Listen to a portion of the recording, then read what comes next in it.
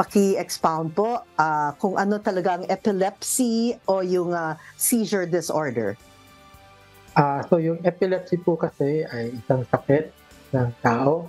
Hindi na po namin tinatawag na seizure disorder siya, no? So it's a disease of the brain that can cause parang unprovoked o parang biglaan pong pag-seizure, no? Sa isang tao na wala pong rason, hindi po connected sa infection, hindi po connected sa pagkabagok, hindi rin pa connected sa pagka-stroke. May clinical definition po pag ang isang tao ay nag-seizure na walang rason for at least twice ng 24 hours apart o isang araw ang pagitan na wala pong rason, siya po ay pwede na pong masabi na may epilepsy siya.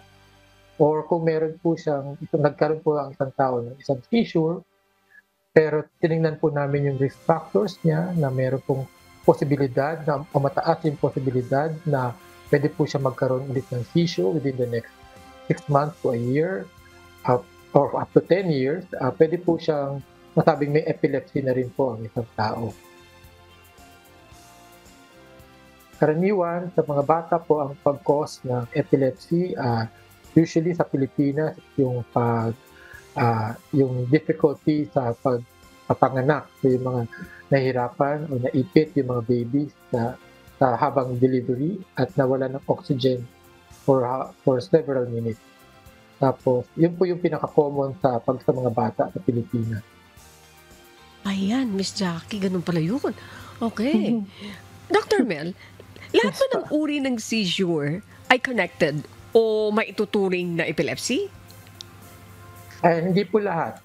Mayroon po kasi yung mga tinatawag namin acute symptomatic seizures. Pag yung mga, for example, yung mga bumaba po yung asin sa katawan, o kaya po bumagsak yung asukal, o kaya mataas. Mayroon po mga tinatawag na o kaya secondary sa mga trauma, o kaya pagkadugo sa ulo, yun po yung mga acute symptomatic seizures. Hindi pa po yun epilepsy.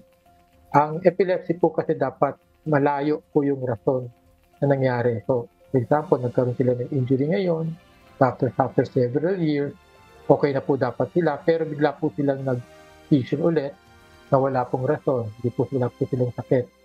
No? Yun po yung tinatawag natin, baka meron na silang epilepsy at that point.